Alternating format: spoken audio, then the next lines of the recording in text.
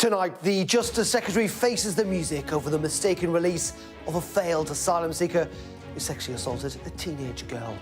David Lammy tells the Commons he's launched an independent investigation. Sky News sees details of new safety procedures that could stop a repeat, but also pile added pressure on a stretched prison system. It comes as Keir Starmer says he is frustrated and angry after a report from MPs that the billions of pounds have been wasted on asylum accommodation. Also tonight, the two men at the heart of the China spy row are questioned publicly for the first time about why a trial of two alleged Beijing spies collapsed. Nigel Farage on the attack over the grooming gang's inquiry, but forced on the defensive about remarks by one of his MPs that every advert seemed to feature black and Asian people, remarks condemned as racist by the Prime Minister. And after Donald Trump danced away on the tarmac on his trip to Asia, we'll look back at some political dancing kings and queens. Well, it takes two to tango, and here for our Politics Hub dance are our duo Stephen Flynn and Gillian Keegan, who'll be with us for the next hour. It's Monday, I'm Darren McCaffrey, live from Westminster, and this is the Politics Hub.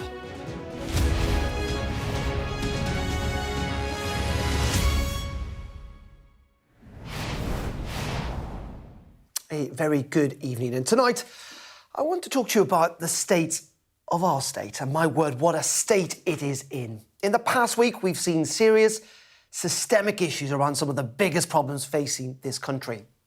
Astonishingly, in Chelmsford on Friday, Hadush Kebatu, one of the most high-profile prisoners in this country, was not just accidentally released, he was provided with money and directed to London by the very prison service that had made the mistake.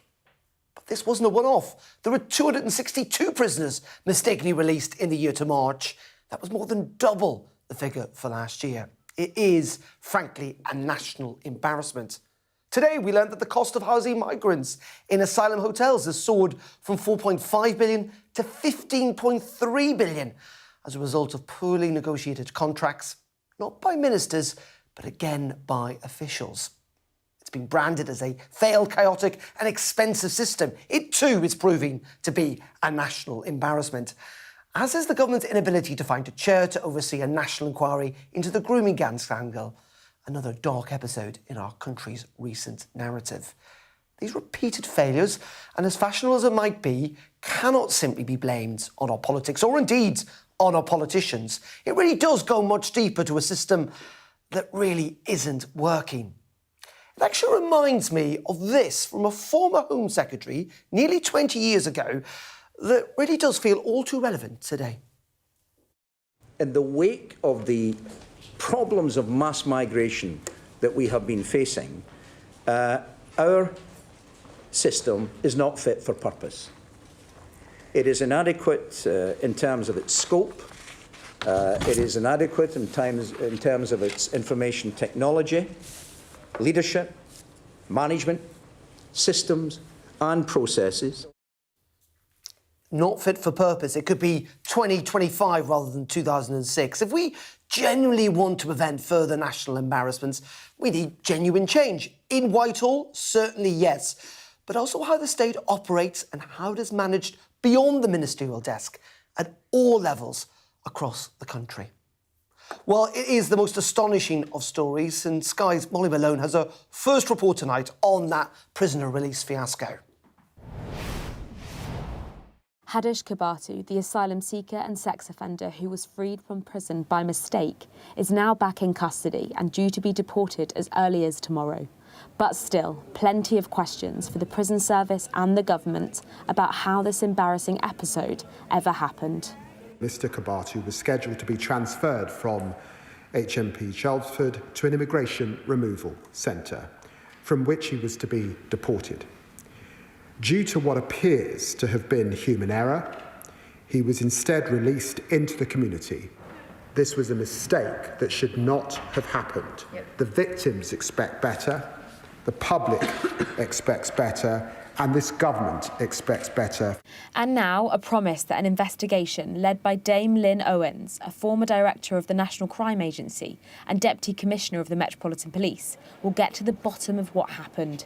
with changes to the releasing process effective from now. We've obtained these documents at 5 pages long. They're a new release checklist for a more senior member of staff to carry out, with sources suggesting it could add up to an extra 40 minutes of work per person. The main change is that a duty governor will now be responsible for implementing each check the day before. There's a specific list of questions covering foreign national offenders, and it asks the governor to make sure there are no deportation orders in place when the inmate's discharged. I think there'll be more stringent and more robust procedures in place. I would hope they would introduce staff training, and I would hope that they robustly manage the system and overhaul it so this never happens again. We're here to protect the public, and this is a failure.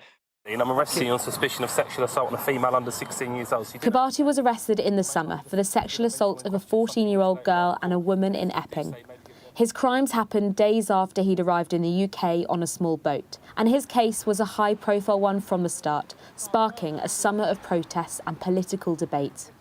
But the reality is that this is a problem that's on the rise. 262 people were released in error in the year to March. That's more than double the year before. And while this inquiry will look to establish exactly what went wrong in this case, this is a system that's not working, that's under pressure and subject to scrutiny. It's partly to do with the churn in prisons, it's partly to do with inexperienced staff, and I think it's partly to do with the fact that there have been so many different versions of early release schemes that people are just getting confused. Successive governments have long been accused of sticking plaster politics when it comes to prisons. They are institutions that are ultimately supposed to protect the public and rehabilitate offenders. The events of the weekend make even the basics look difficult. Molly Malone, Sky News. Well, let's bring in our duo for this evening, the Scottish National Party's Westminster leader, Stephen Flynn, and the former Education Secretary, Gillian Keegan. A very good evening to both of you. Gillian, I mean, this is the most incredible, astonishing story in many regards.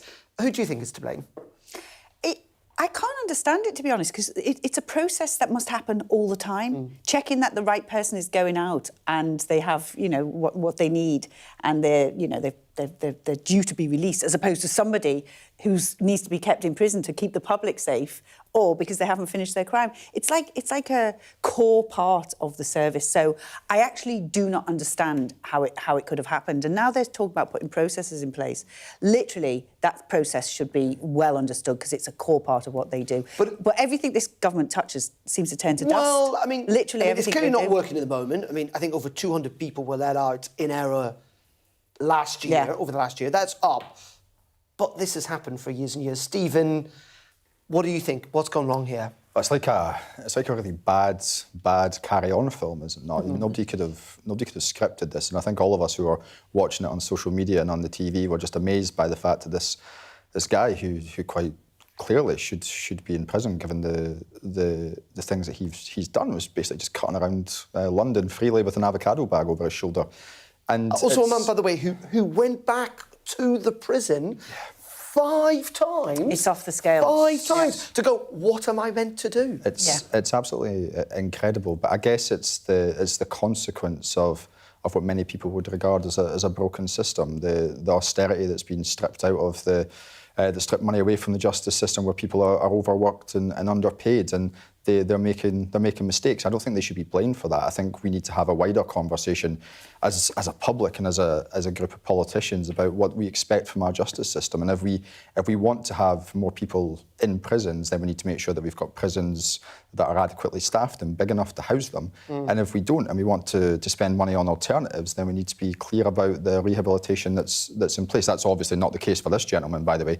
But when we're having that wider conversation about where prisons are at and the stress that's on staff, we need to be clear about where we are. We can't just pretend that you can put everyone into prisons and there won't be a consequence. Isn't that a fair criticism, in the sense that we all know this, during the first year of the coalition government, let's say, the justice budget was cut during that era of austerity.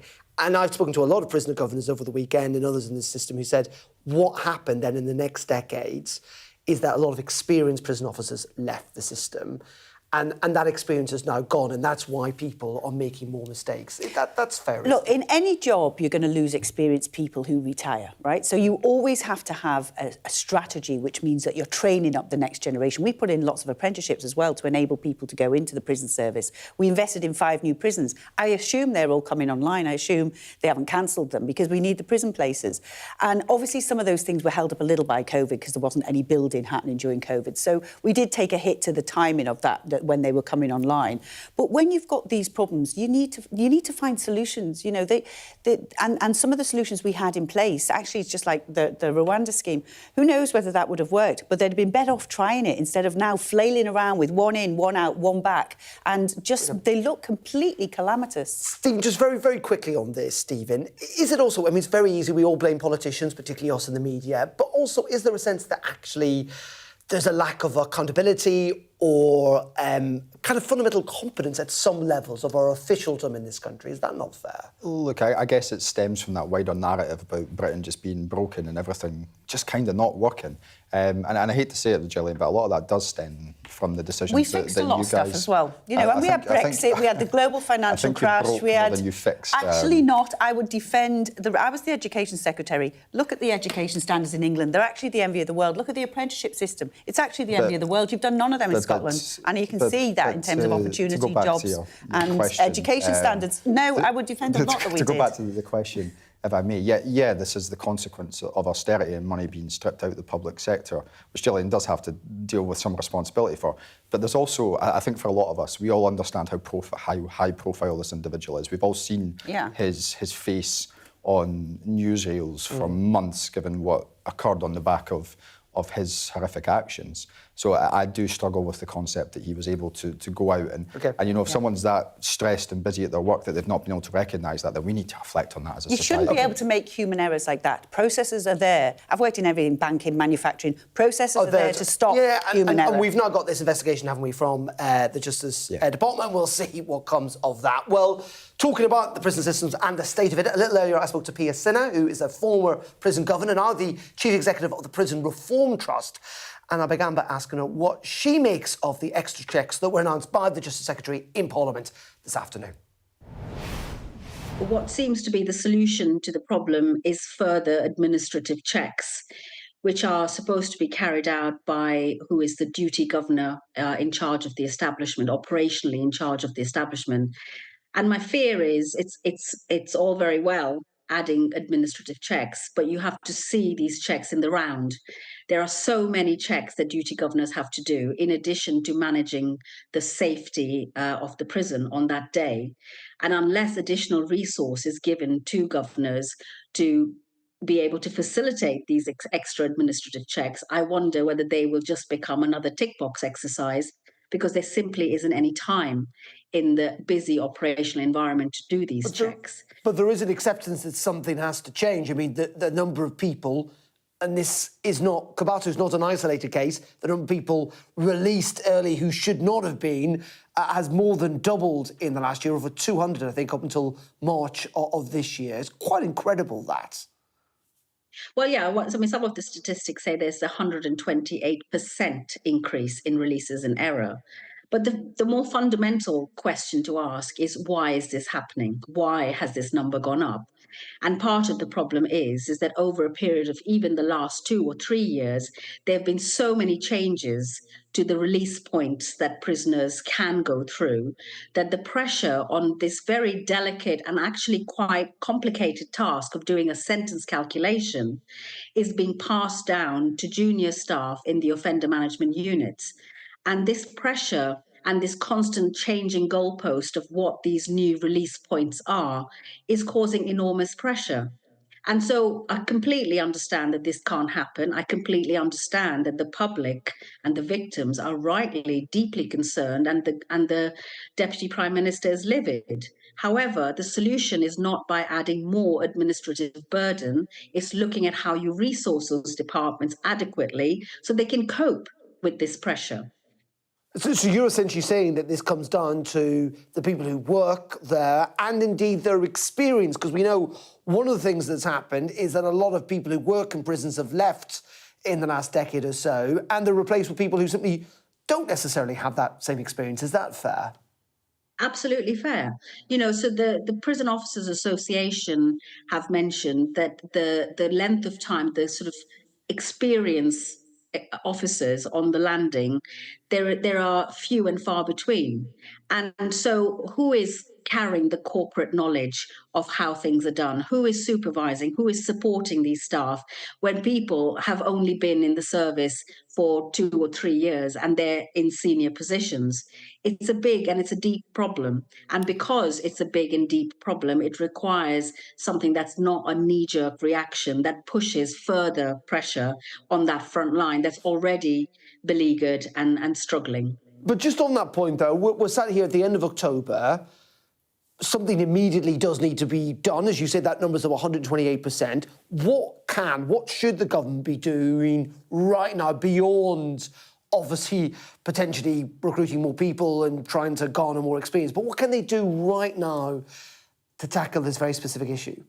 Yeah, it's so my as a former prison governor who probably has been in the shoes of governors up and down the country or having to face this additional task, they'll be questioning the number of individuals, senior individuals, skilled individuals that are sitting in headquarters right now who could be deployed to prisons to provide additional support and do some of that work. What prison governors need right now is additional boots on the ground to help them to do this. And there is a headquarters that's quite plump. It's plump with staff and skilled staff that might be able to help governors and provide that solution-oriented approach rather than get a clipboard and then check off what isn't being done. Their usefulness is more about trying to roll up their sleeves and help on the front line rather than just inspect. You could have hundreds of inspectors, but if you don't have people who are doing the job on the front line, who are suitably skilled and who are suitably supported, you will repeat those problems. Well, let's bring in now a familiar face to most of us. Anne Whittemore, of course, former Prisons Minister and now a spokesperson for Reform UK on immigration and justice. Anne, a very good evening to you. My question, again, quite an obvious one. Who do you blame? Well, I mean, I think the real issue here is not so much that the calculations went wrong. I mean, that shouldn't happen. And, obviously more clarification is needed. My real worry about this is that they left somebody outside the prison, bewildered, adrift, clutching his possessions, no idea where to go, when where he should have been going was an immigration detention centre, under supervision, under escort. That is what should have been happening. And to my mind, that is much more worrying than the error in the calculation for the simple reason that the public could be in danger if they do that with a really serious criminal. And so I think that is what we ought to be worrying about. But obviously, it's happened before. And from time to time, because the calculations are very complex, and I suspect in this case they weren't checked properly by another party, they're very complex. I mean, you've got the original sentence, you've got time spent on remand, you've got automatic early release date, you've got, an even earlier release date if you're going to be deported, or you add on things if there have been disciplinary infractions. It is not a straightforward issue of here's a sentence, here's a release date. So I do understand that things can go wrong, but there was inadequate supervision. Those calculations should have been checked. Indeed, and also, given how profile, Mr. Kebatu is in terms of our narrative over the last year or so, I mean, you would have thought there would be even more kind of provisions in place. But is it also fair to say, and this is kind of coming back to your position, you were, of course, Prisons Minister in the Home Office in the 90s, that the justice, the prison system's always been kind of like the ugly sister, if you like, of law and order, that it's just not had enough money spent on it, and that's been true forever. There was a period in which that wasn't true, which was in the 90s. I joined the prison service in 95 as a minister. It was starting to happen before I joined, whereby everything was taken seriously.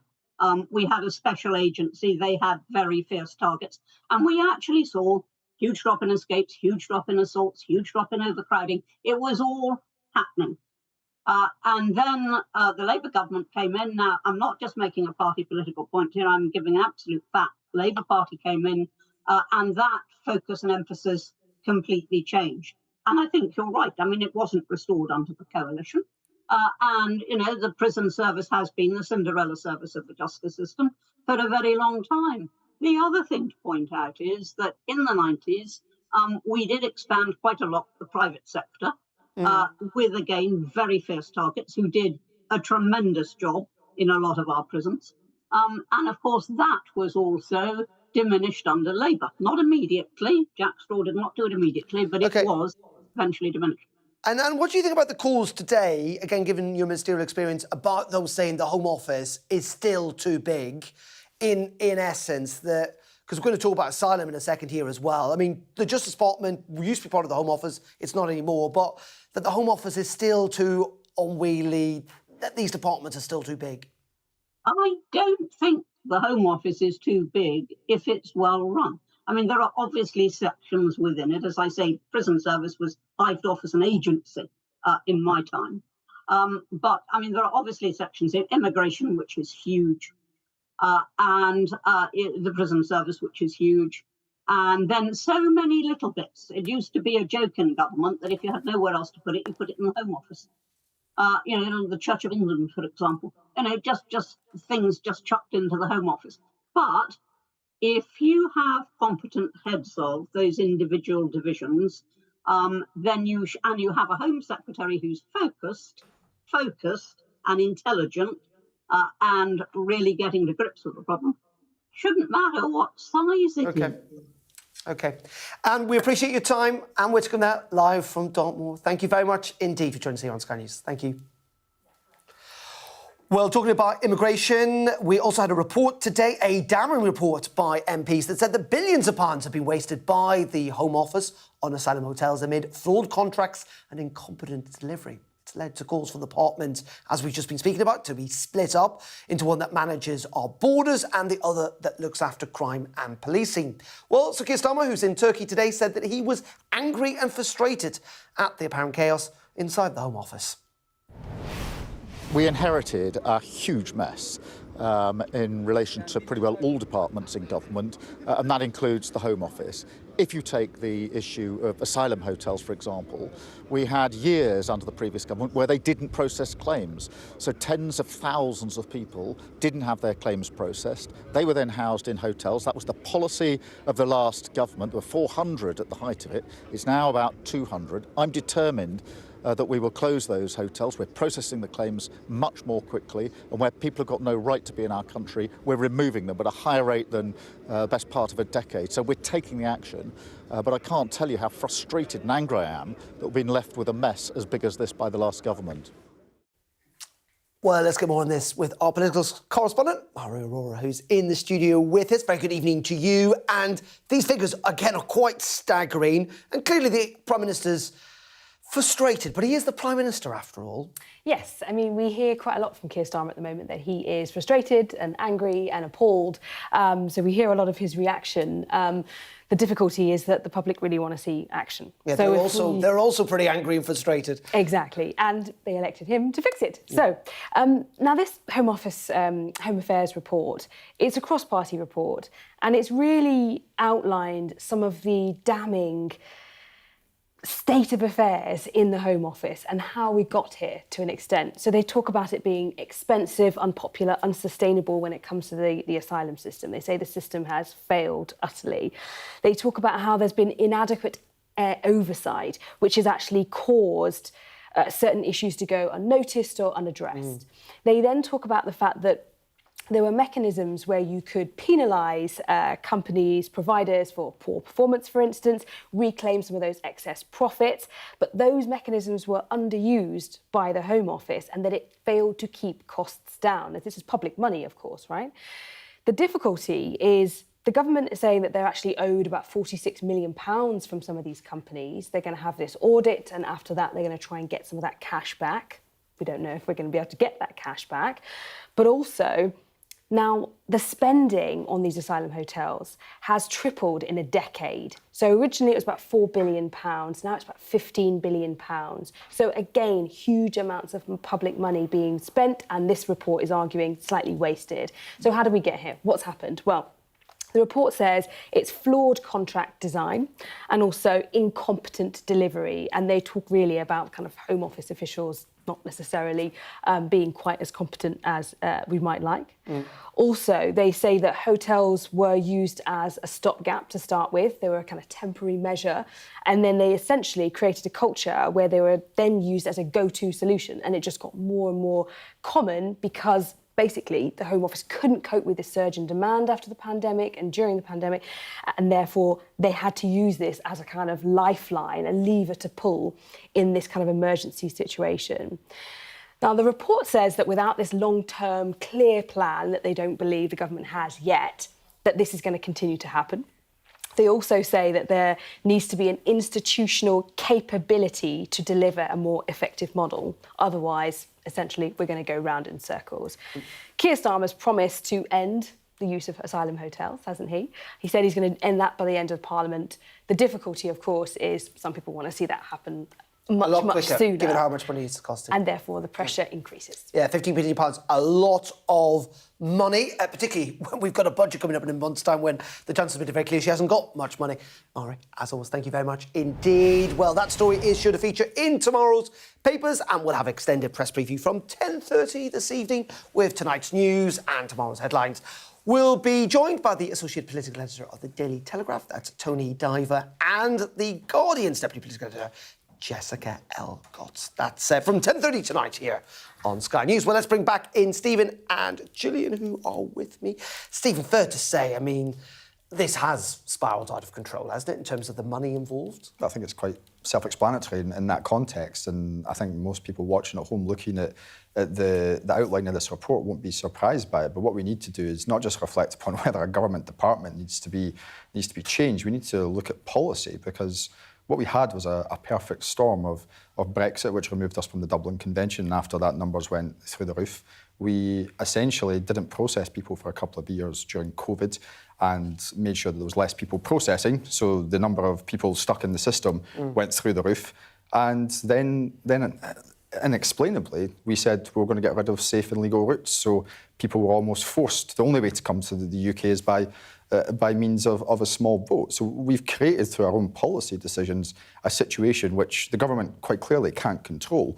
So the solution to that is to look at the policies that they have in place and seek to amend them, as opposed to simply focusing on very Whitehall chat about whether a government department's big enough or not. Well, Gillian, I mean, this started under the Conservative government, this use of hotels. I mean, it's got out of hand, but it was a... Yes. You know, it was started by you guys. And we also had the barges, if you remember. We had MOD land. We had all kinds of other ideas to get people out of the hotels. Because there's one thing you realise, and, you know, I spent a lot of years in business before going into government, is government money is always the dumbest money in the room.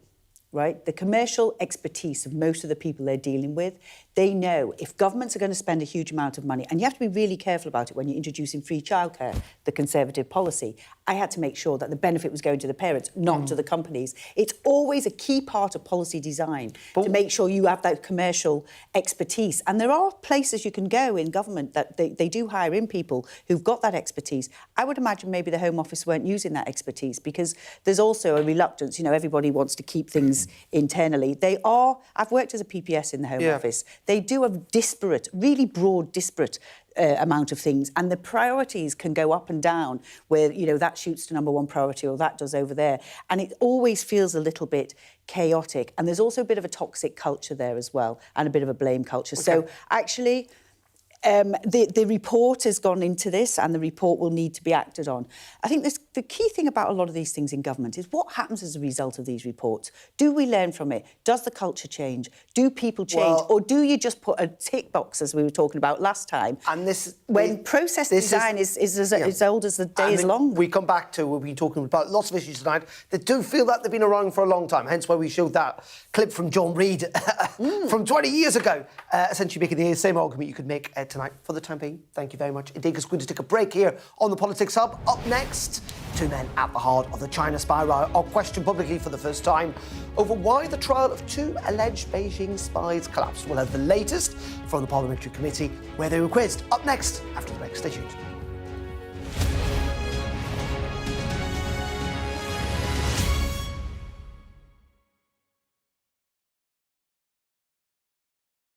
People want intelligent news, but it can be done in a less buttoned-up way. Have a conversation in the same way that people do at home. Sophie is the best in the business. If politicians are not answering the question, I'm not going to let them get away with that. This is my interview. Look, this is ridiculous. And there is nobody better to cut through the noise than Wilf. You did say there wouldn't be further tax hikes. You can no longer make that promise. Mornings with Ridge and Frost. I literally can't wait to get going. Play it cool, Wilf. Play it cool.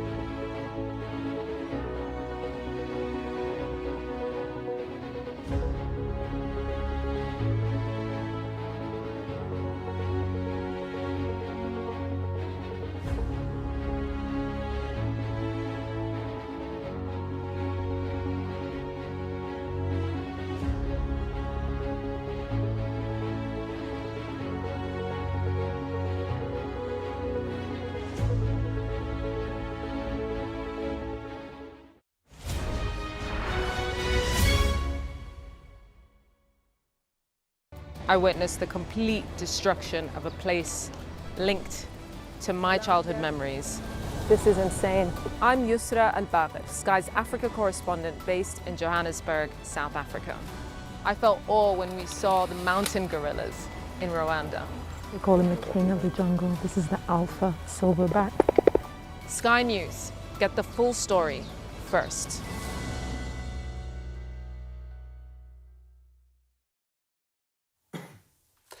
Welcome back. Now, two men at the heart of the ongoing China spy row who've been questioned for the first time over why the trial of two alleged Beijing spies collapsed. The Director of Public Prosecutions, Stephen Parkinson, and the Deputy National Security Advisor, Matthew Collins, who was the sole witness for the government in the trial, have both been questioned by the Joint Committee on National Security Strategy this evening. Well, our Security and Defence Editor, Deborah Haynes, was watching that committee, and as you can see, is with us in the studio. And we all have spent weeks trying to work out what has gone on here, and it still doesn't feel like the jigsaw pieces are fitting. What did you take away from this committee meeting? Yeah, and actually, fortunately, the two men didn't appear side by side because they obviously both disappointed that the case collapsed.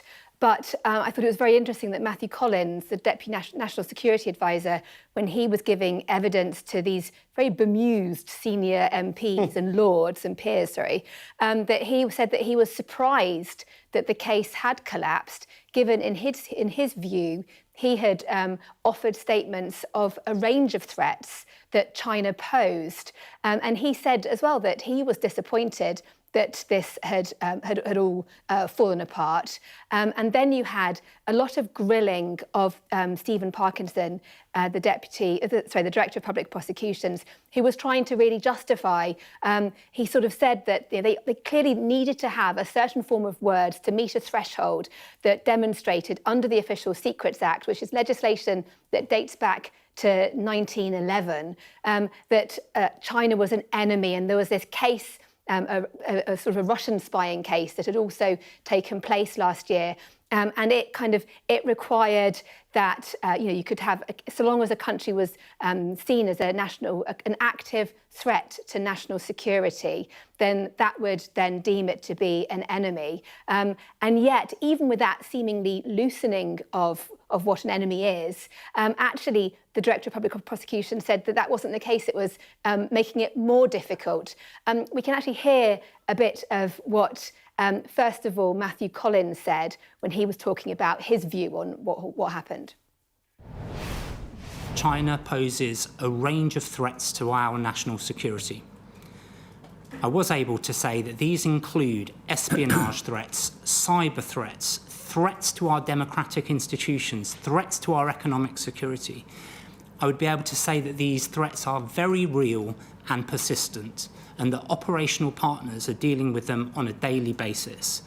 Throughout the period from the submission of that first witness statement until I was informed that the intention was to drop the case, I was trying to ensure that we could support a successful prosecution. And so I was somewhat surprised when I was told on the 3rd of September that the intention was to drop the case. So you could be forgiven for thinking it's a bit of a slam dunk, and yet this is what the Director of Public Prosecutions had to say. We felt that there should be no difficulty, in fact, in answering the question that we posed. Was China an active threat to national security at the material time? We thought that would be evidence that could be given relatively easily, but it turned out to be a sticking point. What you can't do as a prosecutor is tell people what to say. You can only obviously ask questions, but we did put a lot of effort into it, and yes, we did feel disappointed and frustrated. Well, Deborah's still with us. I'm going to bring in Stephen and Gillian as well.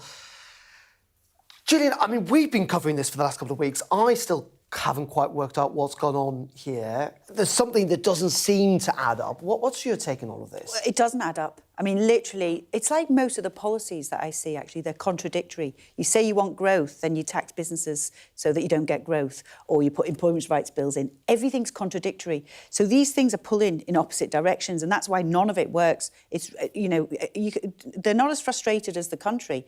Literally, everything they touch seems to not work. But just in terms of this, though, I mean, who seems to have mucked up here in your sense? Is it the Director of Public Prosecution, who has just not managed to get this to trial when he said he would? Or is it, do you think there has been political interference? Because it doesn't seem that there's actually much evidence that there's been political interference. I don't know, and that's why, this scrutiny is actually required, because there's been this sort of air war, right, of everybody sort of blaming each other.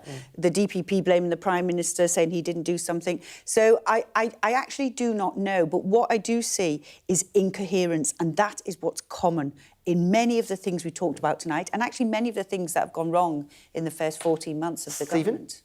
Yeah, look, as a sitting member of Parliament, I take it very seriously that someone's able to come into Parliament and allegedly spy. I'm not sure I need to use the word allegedly in this context. It seems so obvious. You've got a guy who perhaps could and should have been the leader of the Conservative Party. You've got Alicia Kearns, who is a very formidable member of Parliament, with people passing information to China to all intents and purposes. And the word incoherence is one which I think cuts through all of this, because I've never been quite sure where the government stands in relation to China, and perhaps that's reflected in the confusion about who has responsibility here stems from, because the Conservatives banned Huawei from operating their 5G digital network in the UK in the last Parliament, but yet everyone can drive around in a MG car and connect their 5G smartphone to a Chinese made vehicle. We've got the Labour government who are trying to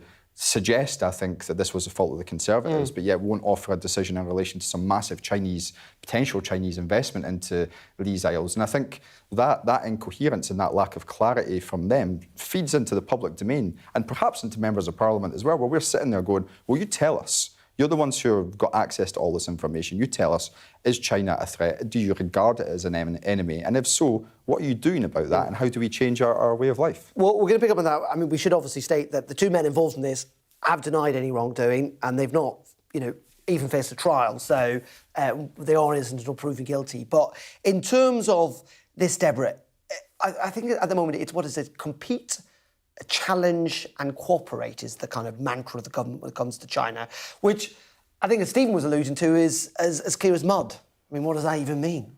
Well, exactly. Well, actually, there was another interesting part in the evidence today that centred around this meeting that the Sunday Times reported on the 1st of September, where you had Jonathan Powell, who is the Prime Minister-appointed National Security Advisor, and there was a meeting with officials, including Matthew Collins and others, that were talking about wider China policy.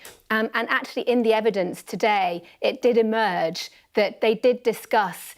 They were asked, Matthew Collins and also the Cabinet Secretary who was giving evidence, and he was at that meeting. They were asked specifically whether the outcome of the trial and how that could impact China relations was discussed. And the answer was, a range of possibilities were talked about, which clearly implied they did talk about the what the implication would be of a trial. But I mean, that shouldn't be surprising. People knew that this trial was coming.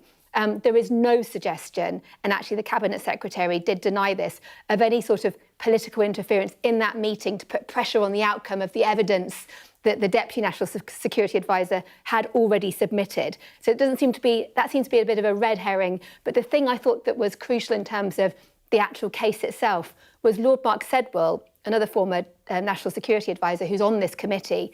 He was asking the DPP, look, Matthew Collins is a civil servant who is bound to reflect government policy. And government policy at the time, like you say, it's not clear. Yeah. It does describe China as a threat in certain circumstances, but also an opportunity. Why not get a security professional like a former head of MI5 who clearly states and has stated that they are, then you could have that as a double. Yeah. OK, well, it is a story that's going to run and run until we do genuinely work out what happened, if we ever do. Deborah, for the moment, thank you very much indeed, Deborah Haynes. Let's turn now to Reform UK and the grooming gang scandal, because Nigel Farage has described the government's inquiry into the grooming gangs as dead in the water. It comes as divisions continue among survivors over the Safeguarding Minister Jess Phillips' role in that very inquiry. Reform UK leader was joined by Ellie Ann Reynolds, who'd resigned from the inquiries panel last week and said he would be meeting with the Speaker of Parliament, the Commons, to talk about his plan for a new parliamentary commission. A very large part of these crimes can be attributed to racism in its absolutely worst possible form. And yet this has been met by the collective establishment, and by that I mean social services, police, councillors, members of parliament, governments, by abject cowardice and willful and deliberate neglect. The inquiry is flawed, the inquiry will not work, and we want today to offer perhaps a better solution. Well, Stephen and Gillian are with me. Stephen, parliamentary commission instead of a national inquiry? What do you think? Look, would you guys take part in this? Well, I think this is a matter for England and Wales in that context with regards to what's being discussed here. And we obviously have a separate justice system in Scotland, and it's for the Scottish. But similar issues as we saw today. Yeah, indeed. I was aware of the story emanating from Tayside, which I think is extremely disturbing and concerning. And I think all of us looking at that feel that way. I think it's important when we're looking at this. Firstly, we focus firmly on the victims and the fact that they've had to experience a horrific set of circumstances. And it's for the government to be able to reassure those victims and parliamentarians, which shouldn't be too difficult given the power that they have within the Commons, that they are taking the requisite action to provide So you wouldn't justice. agree that it's dead in the water as we sit here? Look, I think it's difficult to make an assumption of that scale, but I would expect the government to hopefully be able to provide some clarity to victims as to what comes next and what the intentions are, and hopefully provide the public with the confidence that I think they feel is required right now. Gillian? Well, it's got off to an incredibly poor start. You couldn't imagine anything going worse when the victims have lost faith in it. And the victims have said clearly... So we should say some of them, because, I mean, the thing is, this has now become very political. We heard from 5 of the people on the panel last week saying they would only cooperate if Jess Phillips remained in place. Well, that's political, because there's not only one person in the world who can do that job, right? No. Yeah, but my point is people are taking different sides. Well, they may be, but what did the victims ask for? And they asked for a judge-led inquiry. So let's give them what they asked for. There's no point in doing this and not doing it well. We now think it's a much, much broader national issue. So let's establish whether it is or not. We've already done the broad inquiry. We did that under Baroness J. This is supposed to be very focused on a new type of child sexual exploitation. But the problem is here, and this gets is that even on whether there should be a judge-led inquiry, there is not unity on this. On whether Jess Phillips should remain in place, there's not unity in this. Well, the judge-led inquiry, normally victims, because it's seen as independent... But lots of these victims, and I spoke to them last week... Why would you say I don't want a judge-led inquiry? Well, because they say that it's the very judiciary who were part of the system that failed them. Well, obviously they were not believed by judges, and that's why they don't want a judge to preside over OK, this. well, so... they will say all along we weren't believed by everybody who they got into contact with. Nobody believed them at the time. So that would literally lead most public servants, you know. There's a lot of people, whether it's social workers who are supposed to be protecting them, a lot of these kids were in care, whether it's the police, whether it's people in the education system, if they knew about it, whatever it is. So I thought that they'd ask for an independent judge-led inquiry. If it's unclear and there is different views from different victims, then obviously that's the first place to start. Yeah. Because actually, if you've got different views, it's probably because people are being fed different information. So normally, if you give people, you know, these are the pros and cons of a judge-led inquiry, a parliamentary commission, the pros and cons of who you can call, how independent it is, the scrutiny, the time it takes, and then try to come to a good starting position and then get in the right chair. I mean, I can understand, at least, I think we all can, why it is proving so complicated and difficult, because there's varying views. But talking about Nigel Farage, I'm going to move on from the Grooming inquiry now, because we also heard from today at that very press conference where he defended one of his MPs, Sarah Poshin, against accusations of racism.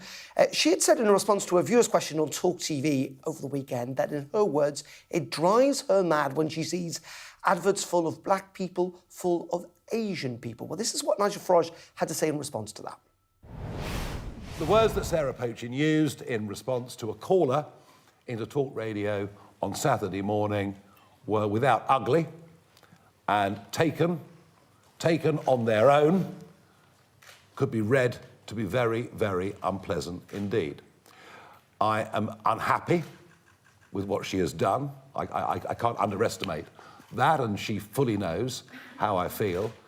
However, it was in the broader context of DEI madness in the advertising industry, something which anybody with half a brain can recognise has been going on since about 2021. So I understand the basic point, but the way she put it, the way she worded it, was wrong and was ugly.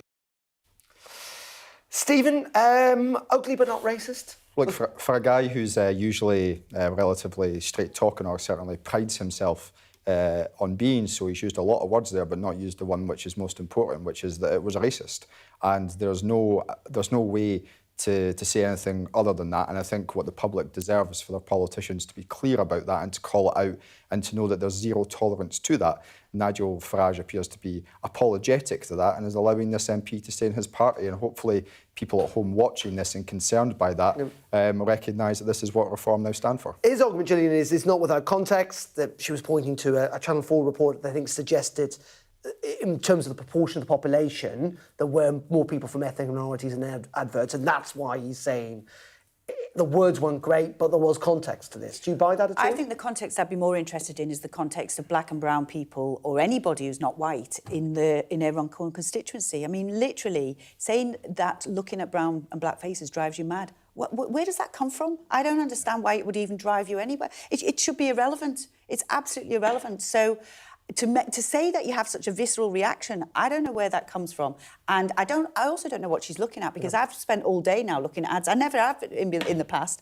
I was looking on the tube. There were loads of white people in the ads I saw, so I don't actually know where she's coming from. But where she's coming from is a bad place, and I do think it's racist to say, because she said it's driving me mad. Okay.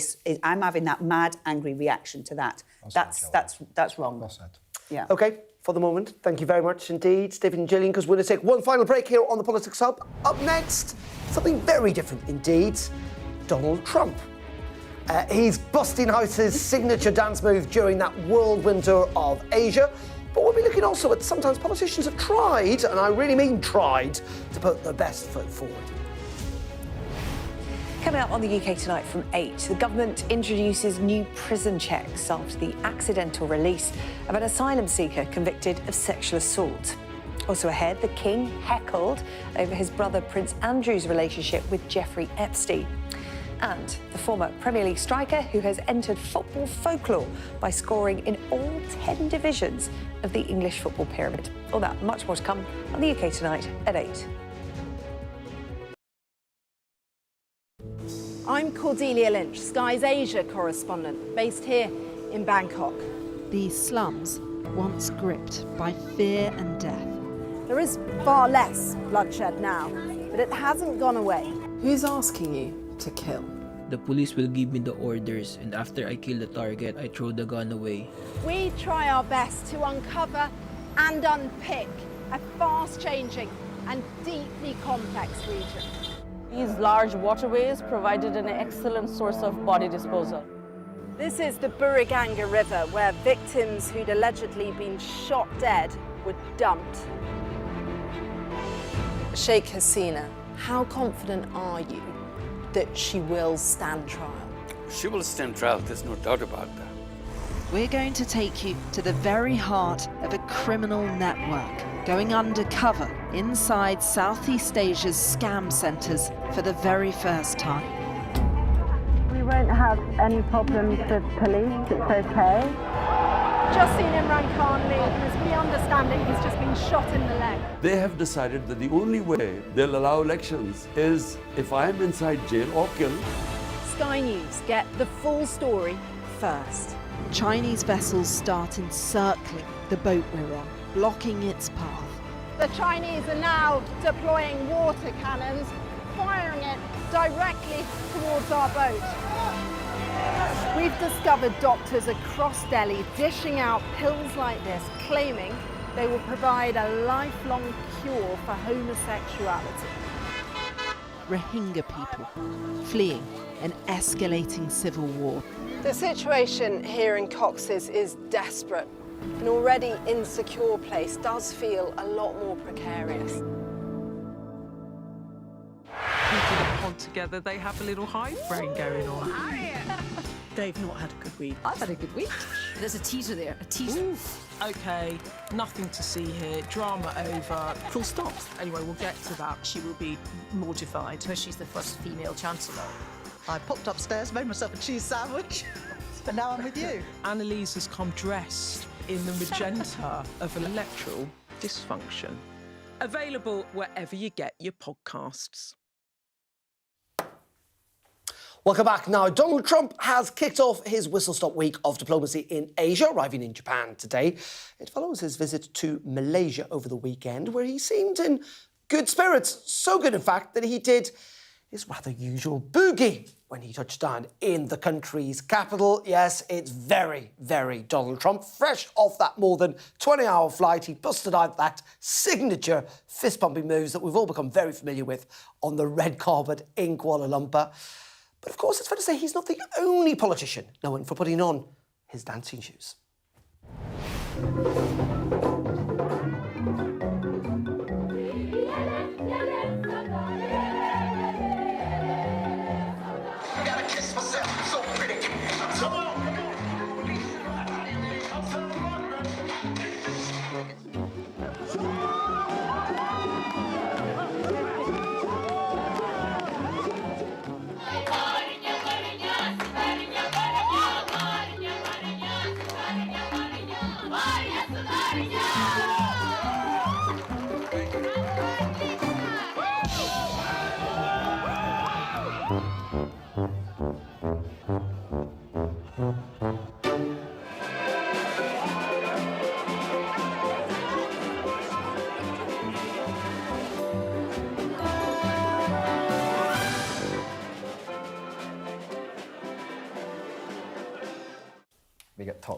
The very awkward Tony Blair grin there. I have to say, having watched that, I actually think we do it best, as in worse, particularly Theresa May. I mean, that was a bit cringeworthy. No? I mean, they're all, you know, it's not their finest contribution to the national stage. No, I mean, I defend anyone's right to do dad dancing, right? I mean, it's called that for a reason. It is. But I'm very good at it, by the way, the dad dancing. But, you know, and actually, you know, Donald Trump's really interesting because I don't think anything is about dancing. For him, it's about getting the national headlines everywhere in the world. And once again, he's achieved it. He's achieved it with his terrible dancing. If he danced really cool, he might even achieve it as well. No, I don't think he'd be capable of that, but he has got that signature dance. Weirdly, I think he does that dance kind of quite well, even if it's a bit niche. Stephen, have you ever had a dance on national television? You know what? I feel like I should get up and show them how it's done right now. Yeah. But I'm not going to. Well, I think that was a genuine invitation there with, a minute to go? I would hope you could dance. Are you going to dance us out? What I would say is, it's about, 19 years since I met my wife, and we met in a nightclub. Yeah. So my dancing was obviously not too bad. Not too bad. Enough focus. No. It could have been enough focus. Maybe a bit of both. Many reasons.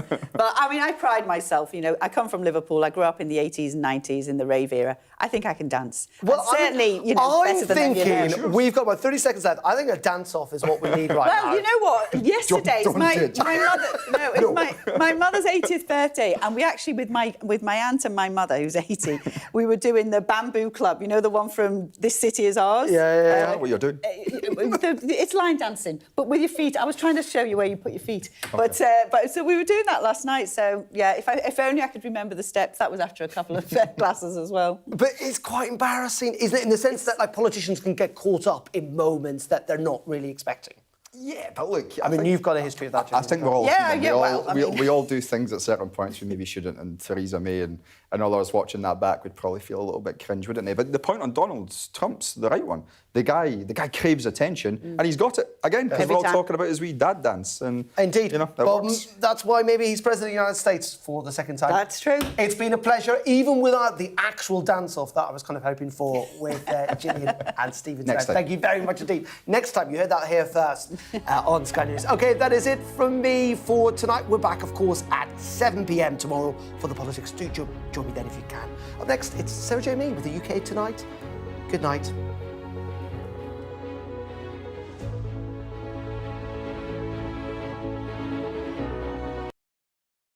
I witnessed the complete destruction of a place linked to my childhood memories.